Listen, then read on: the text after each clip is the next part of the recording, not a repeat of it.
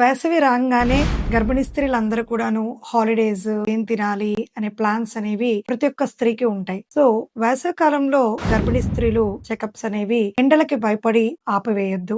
Regular గా వారి యొక్క చెకప్స్ డేట్స్ గుర్తు పెట్టుకొని యాంటీనేటల్ చెకప్స్ కి రావాలి. ఆ చెకప్స్ కి వచ్చేటప్పుడు వదులు దుస్తులు వేసుకోవటం, గొడుగుని పక్కన పెట్టుకోవటం, అలాగే వాళ్ళు వాటర్ బాటిల్ కానీ మజ్జిగ కానీ కోకోనట్ వాటర్ కానీ ఇవి చక్కగా తీసుకొని వెళ్ళటం అనేది చూసుకోవాలి. ఎందుకంటే ఎక్కువ వేడి తగిలినప్పుడు సాధ్యమైనంత వరకు సన్ స్ట్రోక్ అనేది కనపడదు. ఎందుకు అంటే ఎక్సెసివ్ ఎక్కువగా చెమట రావటం, డ్రైగా అయిపోవటం, ఒక్కసారిగా టెంపరేచర్ పెరిగిపోవటం. సో ఇలాంటి ఉన్నప్పుడు చాలా జాగ్రత్తగా వీళ్ళు వాళ్ళ కరెస్పాండింగ్ డాక్టర్ దగ్గరికి వెళ్ళటం మంచిది. అలాగే ఫుడ్ విషయంలో మామిడి పండు అనేది కింగ్ ఆఫ్ ద ఫ్రూట్స్. అయితే గర్భం దాల్చంగానే మామిడి పళ్ళు తినకూడదు అంటారు. బట్ ఖచ్చితంగా మామిడి పండు అనేది తినాలి. కానీ ప్రతిరోజు 150 to 200 గ్రామ్స్ కన్నా ఎక్కువ మించకుండా తినగలిగేటట్టు చూసుకోవాలి.